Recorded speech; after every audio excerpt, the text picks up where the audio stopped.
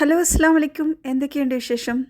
അപ്പോൾ റംലാനെല്ലാം ആയല്ലോ. നമ്മൾ റംലാൻ്റെ കുറച്ച് പ്രിപ്പറേഷനൊക്കെ ആയിട്ടാണ് കേട്ടോ വന്നത്. എളുപ്പത്തിൽ ഉണ്ടാക്കാൻ പറ്റുന്ന കുറച്ച് റെസിപ്പിയും അത് ഫ്രിഡ്ജിൽ സ്റ്റോർ ചെയ്ത് വെക്കുന്ന രീതിയും ഒക്കെ ഇതിൽ കാണിക്കുന്നുണ്ട്. വേഗം വീഡിയോയിലേക്ക് കിടക്കാം. അപ്പോൾ ഇതാ തക്കാളി കുറച്ച് കൂടുതൽ തന്നെ വാങ്ങിച്ചിട്ടുണ്ടായിരുന്നു. ഇപ്പോൾ സീസൺ ആയതുകൊണ്ട് തന്നെ നമുക്ക് ചെറിയ വിലക്ക് തക്കാളി കിട്ടി. അപ്പോൾ അങ്ങനെ ആകുമ്പോൾ നമുക്കിതാ കുറച്ച് കൂടുതൽ തന്നെ വാങ്ങി ഫ്രിഡ്ജിലൊക്കെ സ്റ്റോർ ചെയ്ത് വെക്കാം. ഇത് കുറേ നാൾ സൂക്ഷിച്ച് വെക്കാൻ പറ്റും കേട്ടോ. ഒരു മാസമൊക്കെ നമുക്ക് യൂസ് ചെയ്യാൻ പറ്റും. അപ്പോൾ ഇതാ ഇത് കഴുകി ഒന്ന് നന്നായിട്ട് കഴുകി വൃത്തിയാക്കി എടുക്കാം ആദ്യം. അപ്പോൾ ഒരു തക്കാളീനെ നമ്മളിതാ അതിൻ്റെ മുകൾ ഭാഗം ജസ്റ്റ് ഒന്ന് ഇതുപോലെ കട്ടാക്കി എടുക്കുകയാണ് കേട്ടോ. 4 വശത്തും ഇതുപോലെ കട്ടാക്കിയിട്ട് നമുക്ക് ഈ ഒരു വലിയ പാത്രത്തിലേക്ക് മാറ്റി കൊടുക്കാം. അപ്പോൾ ഇതെല്ലാം അങ്ങനെ തന്നെ ചെയ്തെടുക്കാം. അപ്പോൾ ഇത് തക്കാളിയിൽ ഇതുപോലെ കട്ട് ചെയ്തിട്ട് ഇതിൽ വെച്ചിട്ടുണ്ട്. ഇനി നമ്മൾ ഇതൊന്ന് തിളപ്പിച്ചെടുക്കാം. ചെറിയ ഫ്ലെയിമിൽ വെച്ചിട്ടാണ് നമ്മൾ ഇത് വേവിച്ചെടുക്കുന്നത്.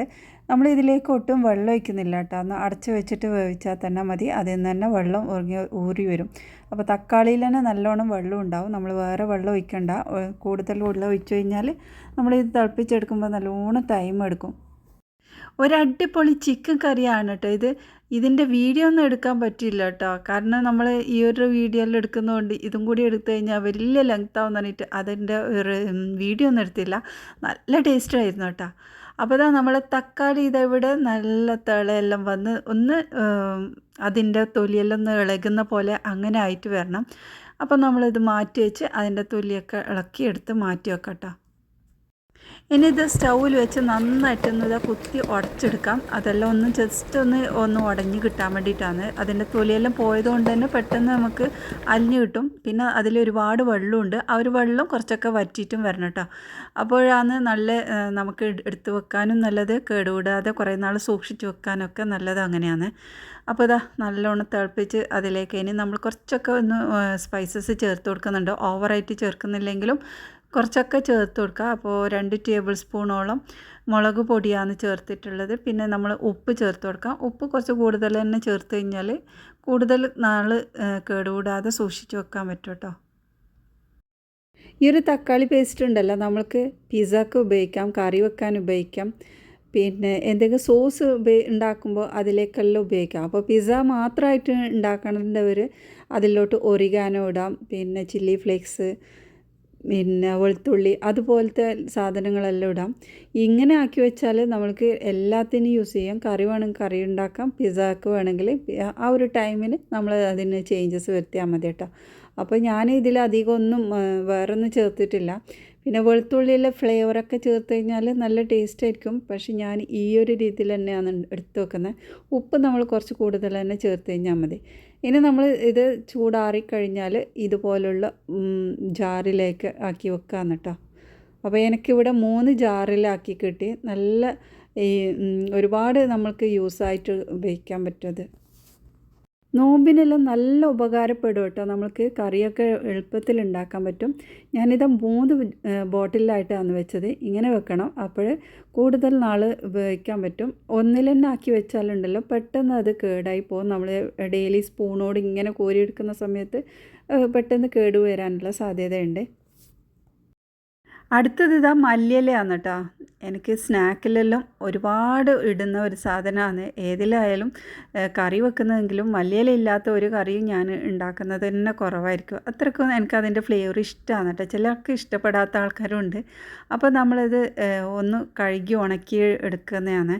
അപ്പോൾ ആദ്യം നന്നായിട്ടൊന്ന് കഴുകിയെടുക്കണം. വെള്ളത്തിലിട്ട് നന്നായിട്ട് കഴുകിയിട്ട് അതിൻ്റെ വെള്ളം ഊറ്റിയെടുക്കണം കേട്ടോ. അപ്പോൾ ഇതുപോലെ ഒന്ന് ഈ ഒരു സംഭവം ഉണ്ടെങ്കിൽ അതിലേക്ക് വെച്ച് കഴിഞ്ഞാൽ ഈസി ആയിരിക്കും. വെള്ളമെല്ലാം ഏകദേശം ഇതിലേക്ക് ഇങ്ങനെ പോയിട്ടുണ്ട്. വെള്ളത്തോടു കൂടി നമ്മൾ ഉണക്കാൻ വെച്ചാലുണ്ടല്ലോ കുറേ നാൾ എടുക്കും.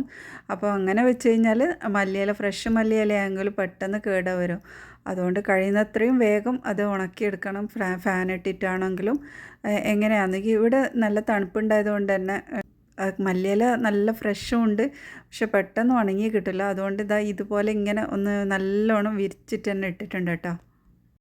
അപ്പോൾ നന്നായി ഉണക്കിയെടുത്തതിന് ശേഷം ഇതുപോലെ കവറിലാക്കി വെച്ചതാണ് കേട്ടോ. നമ്മൾക്ക് ബോക്സിലാക്കി വെക്കാം.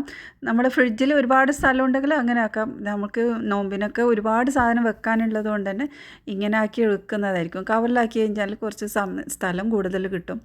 അപ്പോൾ അടുത്തതായിട്ട് നമ്മൾക്കിതാ ഈ ഒരു പിസ്സ ബേസ് കൊണ്ട് ഉണ്ടാക്കിയെടുക്കുന്ന രീതിയാണ് കാണിക്കുന്നത്. അപ്പോൾ ഇതെല്ലാം റൗണ്ട് ഷേപ്പിലായിട്ട് കട്ട് ചെയ്തെടുത്തിട്ടുണ്ട്. അപ്പോൾ ഇനി നമ്മളിതാ ഒരു പാത്രത്തിലോട്ട് കുറച്ചൊന്ന് മൈദ ഒന്ന് പൊടി ആക്കി കൊടുത്തിട്ടുണ്ട്. എന്നിട്ട് ഇതിലേക്ക് വെച്ച് കൊടുക്കാം. ഇതിൽ ഒട്ടിപ്പിടിക്കാതിരിക്കാൻ വേണ്ടിയിട്ടാണ് കേട്ടോ ഇങ്ങനെ ചെയ്തത്. അപ്പോൾ എല്ലാം ആക്കിയ ശേഷം നമ്മൾ കുറച്ച് സമയം ഒരു 10 മിനിറ്റ് ഒന്ന് പൊങ്ങി വരാൻ വേണ്ടിയിട്ട് വെയിറ്റ് ചെയ്യണേ. ഇനി നമ്മളിതൊന്ന് ചൂടാക്കിയെടുക്കാം. ഒരുപാട് ചൂടാക്കണ്ട, നല്ലോണം വേവിക്കണ്ട, ചെറുതായിട്ട് 2 സൈഡും ഒന്ന് വേവിച്ചെടുത്താൽ മതി കേട്ടോ. നമ്മളെന്തായാലും ഇത് ഫ്രിഡ്ജിൽ വെച്ച് ഇത് ഉപയോഗിക്കുന്നതാണല്ലോ. അപ്പോൾ ആ ഒരു ടൈമിൽ കൂടുതലായിക്കഴിഞ്ഞാൽ കരിഞ്ഞു പോവും. അതുകൊണ്ട് ചെറുതായിട്ടൊന്ന് ചൂടാക്കി എടുക്കുന്നതേ ഉള്ളൂ. ഒന്ന് അടച്ച് വെച്ചിട്ട് 2 സൈഡും വേവിച്ചെടുക്കാം. 2 സൈഡും തിരിച്ചും മറിച്ചും ഇട്ട് നമ്മളിത് വേവിച്ചെടുക്കുന്നതാണ്. വേവിക്കുന്ന സമയത്ത് ഒന്ന് അടച്ച് വെച്ച് വേവിച്ച് കഴിഞ്ഞാൽ അതിൻ്റെ ഉൾഭാഗമെല്ലാം നല്ല രീതിയിൽ വെന്ത് കിട്ടും. അപ്പോൾ ഇത് റെഡി ആയിട്ടുണ്ട്. ഇനി നമുക്ക് മാറ്റാം. അപ്പോൾ ഇത്രയും ഞാൻ ഈ ഒരു സിപ്പ് ലോക്ക് കവറിൽ ആക്കി വെക്കുകയാണ് കേട്ടോ. ചൂടാറിയ ശേഷമാണ് ഇതുപോലെ പാക്ക് ചെയ്യുന്നത്. ഇടയ്ക്കെല്ലാം നമ്മൾക്ക് ഇതുപോലെ ഉണ്ടാക്കി വെച്ചാലുണ്ടല്ലോ, കുട്ടികൾക്കായാലും വലിയവർക്കായാലും നല്ല ഇഷ്ടപ്പെടും. ഒരെണ്ണം കഴിച്ചാൽ തന്നെ വയറ് നിറയും. അപ്പോൾ ഇത് ഉണ്ടാക്കിയെടുക്കാനും നല്ല ഈസിയാണ് കേട്ടോ. ചിക്കൻ തന്നെ വേണമെന്നില്ല.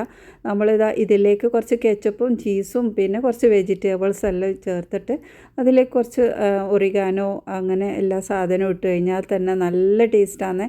അപ്പോൾ ഇത് ഉണ്ടാക്കാത്തവരുണ്ടെങ്കിൽ ഒന്ന് ട്രൈ ചെയ്ത് കൊടുക്കുക കേട്ടോ. വെജിറ്റബിൾ തന്നെ മതി നമ്മൾക്ക് ഈ ഒരു പിസ്സ ഉണ്ടാക്കാൻ. അടുത്തത് ബ്രെഡ് കൊണ്ടുള്ള ഒരു റെസിപ്പിയാണ്. നല്ലൊരു മസാല ഉണ്ടാക്കി വെച്ച് കഴിഞ്ഞാൽ ബ്രെഡ് ഇതുപോലെ റൗണ്ട് ഷേപ്പാക്കി കട്ട് ചെയ്തെടുക്കാം.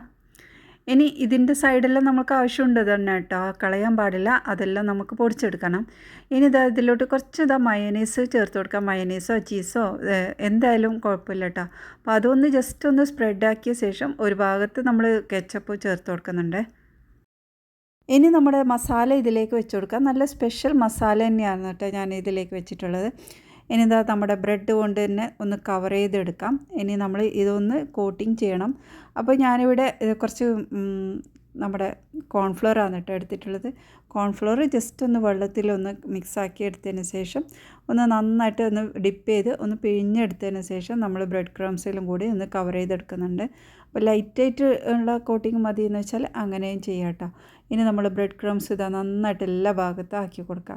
കോൺഫ്ലവറിന് പകരമായിട്ട് നമുക്ക് മൈദ ആയിട്ട് യൂസ് ചെയ്യാം, മുട്ടയാണെങ്കിൽ അങ്ങനെ എടുക്കാം കേട്ടോ. ഇനി ഇതും പാക്കറ്റാക്കിയിട്ട് നമ്മൾ കവറിലാക്കിയിട്ട് നമ്മൾ ഫ്രീസറിൽ വെക്കാമെന്ന് കേട്ടോ. ഇതെല്ലാം ഫ്രീസറിലാണ് വെക്കുന്നത്. താഴെ വെച്ചാൽ പെട്ടെന്ന് നമ്മൾ യൂസ് ചെയ്യേണ്ടി വരും. അപ്പോൾ കുറച്ച് നാൾ വെക്കണമെന്നുണ്ടെങ്കിൽ ഇതുപോലുള്ള കവറിലാക്കി ഫ്രീസറിൽ വെക്കാം കേട്ടോ. അടുത്തത് റോൾ ഷീറ്റും റോളും എങ്ങനെ ഉണ്ടാക്കി വെക്കുന്നതും ഒക്കെയാണ് കാണിക്കുന്നത്. ഇതെല്ലാം ഞാൻ മുമ്പ് ഒരുപാട് വീഡിയോയിൽ കാണിച്ചതാണ്, എങ്കിലും കുറച്ചതായിട്ട് ഇതിലും കാണിക്കാം. അപ്പോൾ നമ്മൾ ഷീറ്റെല്ലാം റെഡിയാക്കി വെച്ചിട്ടുണ്ട്. ഇനി ഇതിങ്ങനെ ഫ്രീസറിൽ സ്റ്റോർ ചെയ്ത് വെക്കട്ടെ. നമ്മൾ പൊടിയെല്ലാം ഒന്ന് ടെസ്റ്റ് ചെയ്താൽ ഇതെല്ലാം ഡീറ്റെയിൽ ആയിട്ട് ഞാൻ ഓരോ വീഡിയോയിൽ കാണിച്ചിട്ടുണ്ട്. അപ്പോൾ അതെല്ലാം റെഡിയാക്കിയ ശേഷം സിപ്പ് ലോക്ക് കവറിലാക്കിയിട്ട് നമ്മൾക്ക് ഇത് ഫ്രീസറിൽ വെക്കാം. ഇത് ഒരുപാട് നാൾ സൂക്ഷിച്ച് വെക്കാൻ പറ്റും കേട്ടോ. പക്ഷേ നമ്മൾക്ക് ഇതിൻ്റെ ഉള്ളിലൊന്ന് ഐസ് കയറാതെ വിധത്തിൽ വേണം വെക്കാൻ. അപ്പോൾ നമ്മൾ കവർ ചെയ്തിട്ട് അത് മസാലയെല്ലാം ഫില്ല് ചെയ്തിട്ട് എങ്ങനെ വെക്കുന്നതെന്നുള്ളത് കാണിക്കാം. അപ്പോൾ മസാലയെല്ലാം ഫില്ല് ചെയ്ത് വെച്ചിട്ടുണ്ട്. ഇനി ഇതിലോട്ട് നമ്മൾ റോള് വെച്ചതിന് ശേഷം അതിൻ്റെ മുകളിലോട്ടായിട്ട് ഒരു പ്ലാസ്റ്റിക് കവറാണ് കേട്ടോ വെക്കുന്നത്. അത് തമ്മിൽ മുട്ടാതെ രീതിയിൽ വേണം നമ്മൾ ഇത് വെക്കാൻ. വെച്ച് കഴിഞ്ഞാൽ ഫ്രീസറിൽ വെക്കുമ്പോൾ ഐസെല്ലായിട്ട് നമുക്കത് എടുക്കാൻ കുറച്ച് ബുദ്ധിമുട്ടുണ്ടാവും. അപ്പോൾ ഇങ്ങനെ വെച്ച് കഴിഞ്ഞാൽ പിന്നെ നമ്മൾ ശ്രദ്ധിക്കേണ്ട ആവശ്യമില്ല. അത് നമ്മൾ യൂസ് ചെയ്യുന്ന സമയത്ത് പെട്ടെന്ന് ഇളക്കിയെടുക്കാൻ പറ്റും. അപ്പോൾ ഇതുപോലെ ഇങ്ങനെ അങ്ങോട്ടും ഇങ്ങോട്ടും ആക്കിയിട്ടാണ് കേട്ടോ ഞാനിത് വെച്ചിട്ടുള്ളത്.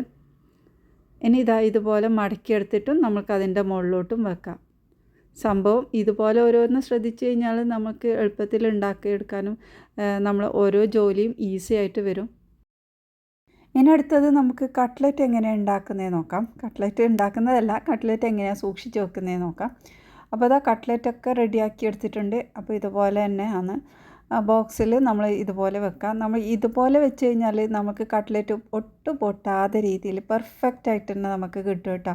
ചില ആൾ പറയാറുണ്ട് കട്ട്ലറ്റ് ഫ്രീസറിൽ വെച്ച് കഴിഞ്ഞാൽ വെള്ളത്തിലിടുന്ന ഓയിലിടുന്ന സമയത്ത് അത് പൊട്ടിപ്പോകുന്നതെന്ന്. ഇങ്ങനെ ചെയ്ത് കഴിഞ്ഞാൽ ഒരിക്കലും പൊട്ടൂല. നമ്മൾ ഇതുപോലെ തന്നെ നമ്മൾ റോള് ചെയ്ത പോലെ തന്നെ പ്ലാസ്റ്റിക് കവറിൽ ഇതുപോലെ ആക്കിയിട്ട് വെക്കണം കേട്ടോ. കട്ട്ലറ്റ് ഇതുപോലെ ബോക്സിൽ തന്നെ ആക്കി വെക്കണം, അപ്പോഴേ നമുക്ക് നല്ല രീതിയിൽ എടുക്കാൻ പറ്റും. അപ്പോൾ ഇതാ 2-3 ദിവസം കഴിഞ്ഞിട്ട് ഇത് എടുത്തിട്ടും കൂടെ ഒന്ന് കാണിക്കാമെന്ന് കേട്ടോ. അപ്പോൾ നമ്മൾ ഇതെല്ലാം സെറ്റായതിന് ശേഷം നമുക്കിത് സെപ്പറേറ്റ് ആക്കിയിട്ട് സാധാരണയുള്ള ഒരു കവറിലാക്കിയിട്ട് വെക്കാം. അപ്പോൾ ഒന്നുകൂടെ നമുക്ക് കൂടുതൽ സ്ഥലവും കിട്ടും, പിന്നെ ഇതുപോലെ ഒരുപാട് ഉണ്ടാക്കി വെക്കാൻ പറ്റും. ഇടയ്ക്കിടയ്ക്ക് നമുക്ക് ടൈം കിട്ടുന്ന സമയത്ത് ഇങ്ങനെയെല്ലാം ചെയ്ത് കഴിഞ്ഞാൽ റംസാന് ഒരുപാട് യൂസായിട്ട് നമുക്ക് ടൈം ലാഭിക്കാനും ഒക്കെ പറ്റും കേട്ടോ. അപ്പോൾ ഇതുപോലെ നമുക്കെല്ലാം സെപ്പറേറ്റ് ആയിട്ട് വെച്ചിട്ടുണ്ട്. ഇനി നമ്മൾ ഒരേ കവറിലാക്കിയിട്ട് തന്നെ ഇതെല്ലാം വെക്കാം. ഇനി അടുത്തത് നമ്മുടെ ചട്ടിപ്പത്തിരിക്കുള്ളതും കൂടി പരത്തി വെച്ചിട്ടുണ്ട്. അപ്പോൾ അത് ഇതുപോലെ തന്നെ കവറിലാക്കിയിട്ട് ഫ്രിഡ്ജിലാണ് കേട്ടോ വെച്ചിട്ടുള്ളത്. ഫ്രീസറിൽ നമ്മൾ ഇത് വെക്കാൻ പറ്റില്ല. അപ്പോൾ ഇതുപോലെ ഒരുപാട് നാളൊന്നും വെക്കാൻ പറ്റില്ല, ഒരു 3 ദിവസത്തേക്ക് മാത്രമാണ് കേട്ടോ ഞാൻ വെക്കുന്നത്. അപ്പോൾ ഇതുപോലെ കവറിലാക്കിയിട്ട് ജസ്റ്റ് ഒന്ന് മടക്കിയെടുക്കുന്നതേ ഉള്ളൂ. അപ്പോൾ അത്രയേ ഉള്ളൂ. ഇന്നത്തെ ഈ വീഡിയോ നിങ്ങൾക്ക് എല്ലാവർക്കും ഉപകാരപ്പെട്ടത് തന്നെയാണെന്ന് വിചാരിക്കുന്നു. നിങ്ങൾ വലിയ കമൻറ്റ് കൂടി ഇടണേ. അപ്പോൾ എല്ലാം റെഡിയാക്കിയ ശേഷം നമ്മൾ ഇന്നത്തെ ഫുഡും കൂടി റെഡിയാക്കുന്നുണ്ട്. അതൊക്കെ നമ്മൾ ഉണ്ടാക്കി വെച്ച ബാക്കി വന്ന എല്ലാ സാധനവും കൂടി ഒന്ന് മിക്സ് ആക്കിയിട്ട് ജസ്റ്റ് ഒരു ഫ്രൈഡ് റൈസ് ആക്കുക കേട്ടോ. സംഭവം ഈസിയാണ്, നല്ല ടേസ്റ്റും ഉണ്ട് ഈ ഒരു ഫ്രൈഡ് റൈസ്. അപ്പോൾ ഇടയ്ക്കിടയ്ക്ക് ഉണ്ടാക്കുന്ന ഒരു റൈസാണ് കേട്ടോ ഇത്. അപ്പോൾ ഇത്രയേ ഉള്ളൂ. ഇനി അടുത്ത നല്ല റെസിപ്പിയുമായി വീണ്ടും വരാം. ബായ്.